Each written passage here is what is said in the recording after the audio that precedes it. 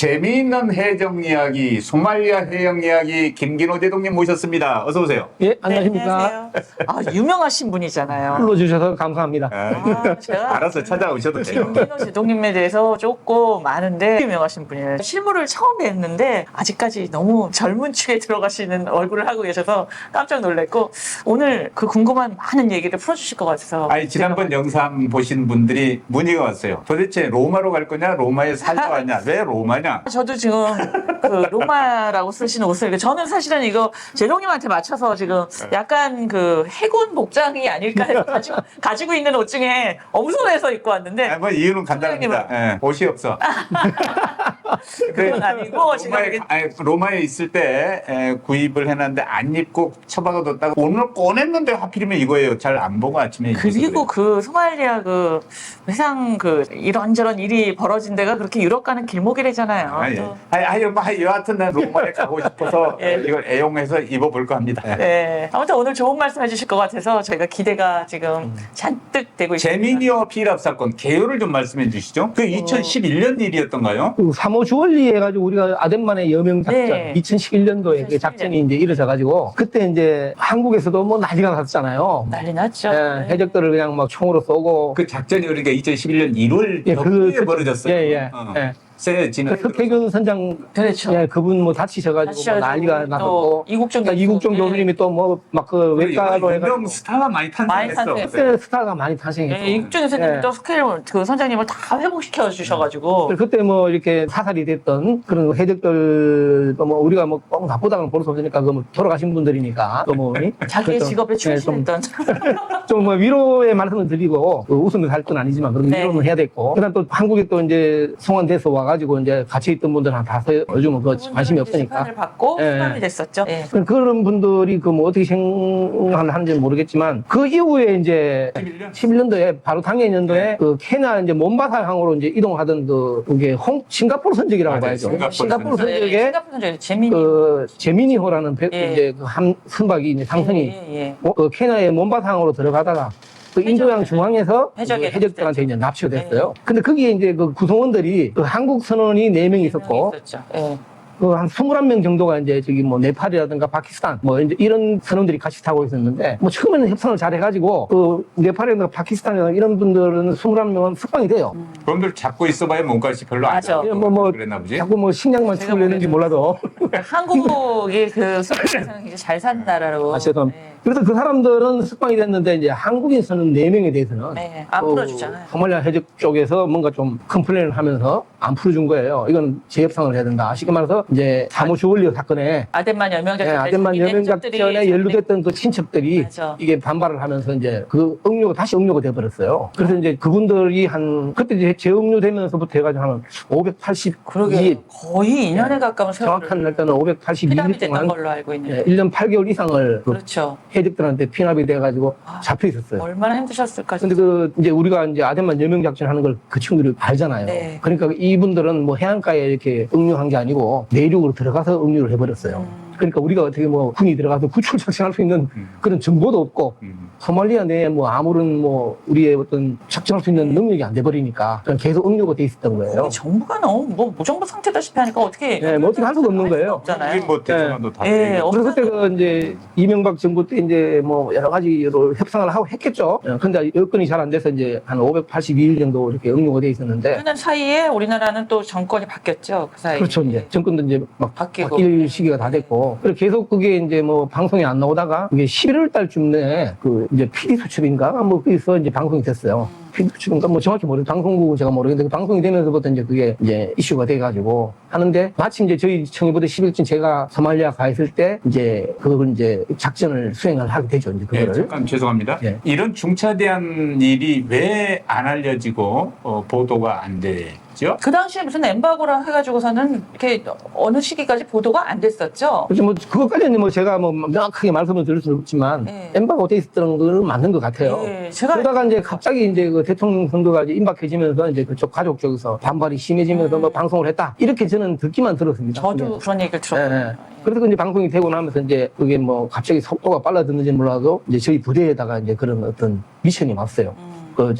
일단 그 소말리아 남쪽으로 내려가서 그런 걸 수행할지도 모르니 준비를 해라. 우리 언론의 생태를 지금 생각해 보면 그렇게 고분고분 엠바고를 지켜줄 언론이 아니라고 생각이 드는데 어떻게 500일 넘게 보도를 하고 있었을까요? 그 당시 저는 이제 소말리아에 가 있는 현역 군인이었으니까 네. 제가 막 거기까지 제가 현장에 알 수가 없고 그 국내의 문제였으니까 그래서 그러다가 이제 저희들이 거기 이제 있다가 그 소말리아 이제 중부 이제 데라라는 그 지역이 있는데 그쪽까지 이동해가지고 이제 거기서 대기하다가 이제 12월 1일 날 12월 1일 날 이제 그 어떤 구성된 내용의 어떤 그런 방식이 있었는데 그 방식이 이제 날씨 때문에 바다가 날씨가 안 좋잖아요. 가끔씩 그 방식이 이제 바뀌면서 우발적인 상황이 발생합니다. 이제 그러다 보니까 이제 어쩔 수 없이 우리 군이 이제 개입하는 저희 부대가 개입을 해가지고 헬기를 띄워가지고 소말리아에 직접 들어가서 그 선원들 4명을 헬기 실어가지고 이제 우리 배로 다시 이제 복귀를 해가지고 우리 배에서 이제 다시 이제 그 케냐 이제 몬바사항에다가 우리 대사관에다가 인계를 해준 그 작전이 이제 이 재민이 선원 구출 작전의 어떤 전모입니다. 기본 그 개요라고. 당시 그 당시 부대장 작전을 함장. 지휘하시는 그 당시 제가 이제 청해부대 11팀 부대장 예. 겸 그 강감산 함장으로 같이 함장이셨죠. 가셨죠. 예. 그러니까 저 성함이 독특하셔서 제가 기억을 해요. 어떻게 그렇게 헬기 타고 구출해 오실 수 있었어요? 그날 상황을 좀 설명을 드리면 헬기가 들어갈 수밖에 없었던 게 원래는 그 해군이 저희 부대가 직접적인 개입이 안 되는 작전이었어요. 아무 네. 관계는 없는 게 아니고 저희들은 지원 개념으로 따라갔었죠. 거기에 그 이제 이렇게 해적들하고 협상을 했던 그런 어떤 협상팀들이 그 해안에서 이제 보트에다 실어가지고 나오면 저희들 강감산에다가 인계를 해주면 우리가 이제 그 케냐로 대사관한테 인계하는 걸로 이렇게 이제 기본 구성이었는데 그날 아침에 날씨가 나빠서 이제 이 보트가 어떤 에이전트가 보트를 타고 이제 소말리아 해안으로 들어가서 거기서 선원을 4명을 실어가지고 나와서 저희 배에다가 갖다 줘야 되는데 이제 날씨가 나쁘니까 보트가 못 들어가는 거예요. 그 작전이 이제 이게 기본 어떤 구상이 다 깨져 버린 거죠. 근데 이제 해적들한테 이제 어떤 해적들이 무슨 조치를 받았는지 몰라도 선원 4명은 소말리아 해안가에 나와 있는 걸로 확인됐어요. 그러니까 누군가가 데려와야 돼요. 이걸 안 데려오면 그날 밤 사이에 또 아니면 그날 낮에 누구라도 다른 해적이 와서 또 잡아가 버리면 그때 그 공들었던 게 다 무너지는 거죠. 이게 굉장히 골치 아픈 문제가 생기는 겁니다. 그러다가 그 이제 인도 인접팀이 들어가서 그분들하고 접선해서 끌어오는 과정에 안전이 확보 안 되면 그러니까 우리가 무장을 우리가 이제 네. 뒤에서 이제 우리는 해적들이 우리를 직접 보면 해적들이 어떤 무력 시위를 할 수 있기 때문에 네. 저희들은 수평선 너머에 배가 안 보이게 숨어 있는 겁니다. 멀리 예, 지구는 둔 거니까 수평선 뒤에 넘어가 있으면 개들이 우리 배를 못 보니까. 예, 그래서 우리가 숨어 있고 그 중간에 이제 아까 중개인들이 가서 자기들이 이제 보트를 싣고 나와가지고 이따가 우리 배에 갖다 주면 되는 거예요. 요게 이제 기본인데. 기본인데 그게 이제 뜻대로 날씨가 나빠서 이제 이 고무 보트가 해안으로 못 들어가는 거예요. 소말리아 해안으로. 보트를 들어가려니까 파도가 치니까 뒤집어지니까 못 가는 거죠. 근데 선원들은 이미 해안가에 나와가지고 구조를 기다리고 있는 상황이거든요. 나중에 들어보니까 해적들한테 일단 훈련은 났으니까 도망을 가야 되니까 이분들이 그 파도 치는데 바다에 막 뛰어들어가지고 수영이라도 해서 나오려고 그랬다 그러더라고요. 예. 그 정도로 도망하기 짝이 없지. 그 정도로 그분들은 심각한 거였죠. 자기들 목숨이 580일 거기 끌려 있다가 나왔는데 예. 겨우 나왔는데 또 잡혀봐 딴 놈만. 그리고 안 되니까 막 해적한테 쫓아가서 그 나무 배들이 몇 개 좀 있었는 모양이더라고요. 그거 막 빌려달라고 막 사정도 하고 해봤다 그러더라고. 제가 듣기로는 그래 들었어요. 그러다 안 되니까 이제 이분들은 이제 굉장히 절망적인 상태가 있었죠. 근데 이제 우리도 그 중개인도 이제 어떻게 해결할 수 있는 입장이 아니었고. 그 결국은 이제 우리 쪽으로 이제 연락했죠. 해군 쪽으로. 청해부대에 연락이 왔는데 청해부대도 이제 방법은 없죠. 우리도 그 UDT가 있고 있지만 UDT 고무보트나 그 중개인들이 고무보트나 똑같은 상황이니까 그래서 UDT가 들어가서 이렇게 데리고 놓을 수도 있는 입장이 아니었어요. 그래서 이제 그 지휘관하고 이제 그때 그 작전 지휘부 이제 공국에 있는 해군 작전사령부하고 여러 가지 이렇게 서로 의견을 주고받다가 제일 가능성 있는 건 헬기밖에 없었어요. 헬기로 이제 작전을 해야 되는 수밖에 없는데, 근데 그것을 하기에는 또 너무 위험 요소가 많았습니다. 근데 이제 어떤 결심을 한번 해가지고 헬기를 띄워서 소말리아에 들어가서 싣고 잘 나왔죠. 이게 만일에 해적들하고 어떤 총격전이 있었다 그러면 우리 이 헬기 타고 들어갔던 우리 용사들은 다 전멸할 수 있는 그렇죠. 그런 심각한 그런 리스크가 있는 위험이 있는 그런. 그런데 이제 총격이 없었으니 다행인데 네. 그런 경우에도 대책을 세우셨었던가요? 그 헬기를 들여보내면서. 다 세우고 있었죠. 예. 그래서 이제 그 대책은 뭐였냐 그러면 직접 들어가기는 너무 위험해요. 근데 우리 대한민국의 이 해군의 그 UDT 용사들은 엄청 용감해요. 예. 그러니까 이 용사들이 일단 자기들이 먼저 들어가겠다 그래서 보트 타고 들어가겠다. 근데 이제 지휘관이 제가 볼 때는 파도가 치니까 그건 너무나 위험하다. 그리고 들어가는 사이에 해적들이 이걸 볼 거 아니에요. 네. 보면 어떤 무장 충돌이 생길 수 그렇죠. 있잖아요. 서로가. 네. 갑자기 바다에서 막 보트가 막 들어오면서 무장한 병력들이 들어오면 해적들도 선원들을 풀어주는 데서 한 200m 전방에 해적들도 같이 뭉쳐 있었어요. 이 사람들이, 선원들이 이제 어떤 탈출이 될 때까지 좀 보호해주는 것 같은 느낌이 있었어요. 뭐 정확히 걔들의 개념은 모르지만 한 250m 떨어진 지역에 이 두 개의 집단이 있다고 우리가 이제 그 전화상으로 연락을 받았어요. 이 주개인으로부터. 근데 어느 게 해적인지 우리도 몰라요. 그러니까 그런 상황입니다. 200m라면 소총 유효 사거리 안에 있는 것이고 들어가요. 충분히 들어가고. 목적이 네. 보호를 위한 목적인지 끝까지 모르죠, 이 우리는. 상태를 유지하려고 하는 건지 그건 모르는 거예요. 뭐 경계를 서주는 건지 아니면 요청하면 우리가 다 철수해버리면 다시 잡아갈지도 모르잖아요. 그렇죠. 기다리고 있을지도 모르고. 그렇지. 걔들은 돈이니까 이게 네, 어차피. 그렇죠. 이제 그런 상황에서 이제 우리가 헬기가 들어가는데 헬기도 그냥 들어간 게 아니고 이제 우리 함정이 그때는 이제 노출이 된 거죠. 이제 우리가 이제 그렇죠. 뭐 네, 노출이 함정도 이제 전속력으로 하고 그리고 이제 호남에서 이제 우리가 이제 부대도 전투배치가 들어간 거죠. 전대원단한테 전투배치를 붙이고 언제든지 한포 사격을 해야 되니까 육지에다가 급하면 또 한포 사격도 준비하고 그 다음에 UDT는 그 보트에 일단 다 준비를 해가지고 여차하면 밀고 들어간다. 헬기가 들어갔는데 헬기가 어떤 불상사가 생긴다 그러면 그 친구들 또 구조해야 되니까 그때는 뭐 지휘관으로서는 쓸 수 있는 방법을 다 써야 되니 보트도 들어간다. 이렇게까지 작전을 짜고 이제 배가 이제 일단 전속력으로 이동을 하면서 헬기가 이제 뜬 거죠. 근데 헬기가 떴는데 아까 이게 두 개의 집단이 있다 그랬잖아요. 해안가에. 어느 게 해적인지 나도 몰라요. 내가 직접 안 봤으니까. 그리고 알려주는 뭐 중개인들이 그 누가 뭐 전화해가지고 알려주는데 이 사람들은 군인이 아니잖아요. 민간인들 같더라고. 느낌이. 그리고 어느 게 해적이라는 거 자기도 잘 모르더라고. 그러니까 이제 제가 헬기를 띄우면서 그 헬기 조종사 보고 일단 소말리아가 이렇게 남북으로 이렇게 길쭉하게 돼 있어요. 이렇게 해안가가. 자, 그럼 우리가 들어가는데 아무래도 이 남쪽에 있는 게 우리 선원들 같다. 그래서 제가 주조종사한테 지시를 해가지고 남쪽으로 밑으로 쭉 내려가가지고 해안가를 타고 올라가면서 남쪽에 있는 게 우리 선원이면 거기서 스톱해가지고 싣고 나오요. 만약 얘들이 아무런 저항이 없다 그러면 근데 남쪽으로 갔는데 이게 만일 해적이었다 그러면 바로 빠졌다가 다시 또 재진입하는 걸로 이렇게 그림을 그린 거죠. 근데 이제 마침 이제 남쪽으로 해서 이 해안선을 타고 쭉 올라가다 보니까 그게 우리 선원들이 남쪽이 맞았어요.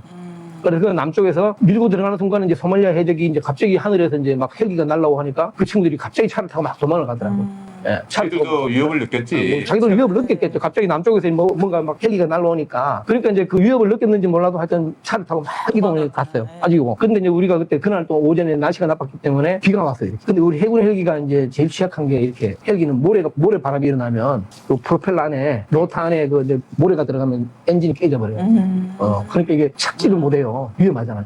모래바람이. 근데 마치 비가 왔기 때문에 모래가 이 젖은 거예요. 날씨가 또 도와줬네. 날씨가 그거는 또 도와준 거예요. 접근은 못했지만 네. 그거는 또 도와. 걔는 못 들어갔는데 헬기는 위로 갔는데 이게 보니까 이게 모래가 젖어 있으니까 이 헬기가 딱 들어갔는데 이게 헬기는 로타가 돌아도 착륙까지는 못해요. 위험하니까. 착륙은 안 했고. 네, 한 10m 정도에서 이렇게 하바링 이제 중간에 떠 있는 거죠. 헬기는 중간에 떠서 사람들이 이제 끌어올리는 이렇게 우리가 이렇게 네. 인력으로 이제 끌어올리는 방식을 써가지고 기계로 이제 장비를 끌어올리는데 그 방식을 하는데 이 조종사가 또 더 용감한 거야. 10m에서 했는데도 이게 모래바람이 안 일어나니까 한 5m까지 깔아버리는 거예요. 그러니까 사람 하나 이렇게 땡겨 올리는데 우리가 생각했던 시간보다 한 절반으로 확 줄어든 그렇겠네. 거예요. 한 5m 정도로까지 네, 막 다운이 됐어요. 밑으로 내려버리니까. 그래서 금방금방 사람을 끌어올리는 거예요, 4명을. 그 4명을 싣고 바로 빠진 거죠. 신속하게 됐구나, 그래서. 근데 왜 헬기가 그렇게 위험하냐 그러면 원래는 해군은 헬기가 좀 덩치가 작아가지고 그게 기관총을 달았는데 그거를 사람을 4명을 실으려니까 기관총을 드러내야 돼요. 아이고 그 떼냈어. 네, 헬기가 이제 무게를 못 견디니까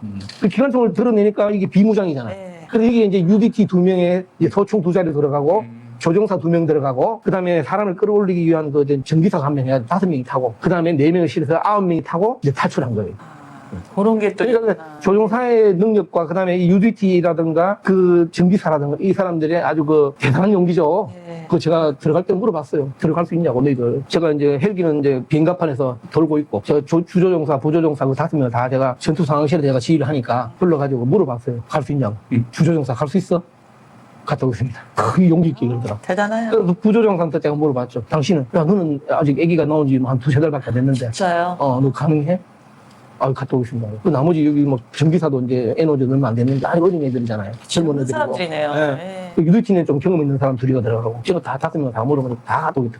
야, 해군이 굉장히 용감한 거예요. 평소에 그런 사람들은 좀 조용하죠 성격이. 조용하고 뭐 명랑한 성격도 있고. 예. 아니 전장에서 용기는 그냥 뭐 소리 빽빽 지르고 그냥 그 예스 그 하는 사람이 별로 없다는 거예요. 지금 보니까 그런 분들은 아니에요. 아니 월남 전장에서 그렇게 소리 빽빽 지르고 하던 놈들은 어디서 뭐 하늘에 빗발치듯 총알 날아오니까 네. 없어져요? 쏜살같이 없어가지고 찾지도 못 찾는 거야. 근데 그 조용하고 그냥 씩씩 웃고 이러던 친구들이 가서 열심히 싸워. 위에 온다는 거지. 그 마침 말씀하시니까 그런데 그 5명이 다 조용한 성격이었어요. 아, 그런 사람들이 진짜 차분한 사람들이. 용기가 있어요. 네. 아, 대단하시네요, 진짜. 그래서 그분들이 이제 소총 2자루만 들고 이제 들어가서 UDT 한 명은 그 5m에서 이제 하바링 할 때 내려가서 사람들을 막 챙겨가지고 위로 올려보내고 한 사람은 위에서 경계 서고 이제 그 다음에 사람들 다 끌어올려가지고 모시고 배로 25분 만에 귀환을 했죠. 아우, 아, 그 25분이 저한테는 엄청난 시간이었어요. 진짜 그러셨겠어요. 지금 전투 상황에서 그러셨겠어요. 진짜 피 마르는 줄 예, 알았어요. 예. 한 명의 인명도 다치지 않고. 예, 뭐 마침 뭐 우리가 어떤 그 우발적인 것을 잘 대응했는지 몰라도 네. 우리가 그 헬기가 들어갔을 때 해적들이 별 저항 없이 바로 탈출해버리고 이탈해버리고 그다음에 우리 또 UDT 병사들이 배에 있는 병사들도 뭐 자기들이 목숨을 걸고라도 이 친구들이 위해를 당했을 때 우리가 들어간다 이런 그런 막 용기를 가지고 100% 배에서 준비하고 있었고 또 배에 있는 성조원들도 여차하면 우리가 뭐 한 포를 쏘아서라도 해적들을 무력화시킨다 이제 이런 준비를 다 하고 들어갔죠. 그러니까 이제 군사 작전지휘라고 하는 것은 어떻게 결과가 좋으면 네. 우연히 단계별로 운이 좋아서 그리 된 건 아니죠. 준비를 이게 많이 해야죠. 준비하고 네. 상황을 판단하고 정보 분석하고 네. 이렇게 한 결과지. 그러니까 이제 오늘 날씨가 이러이러하니 야, 그 가까이 접근해도 문제가 없겠다 헬기가. 이런 판단을 하고 또 적들의 동향이나 적의 위치, 후방 여기까지 들여다보고 네. 이런 것들을 판단했을 때 아, 이러이런 접근이 가능했구나. 이렇게 결심을 하고 시행을 하신 건데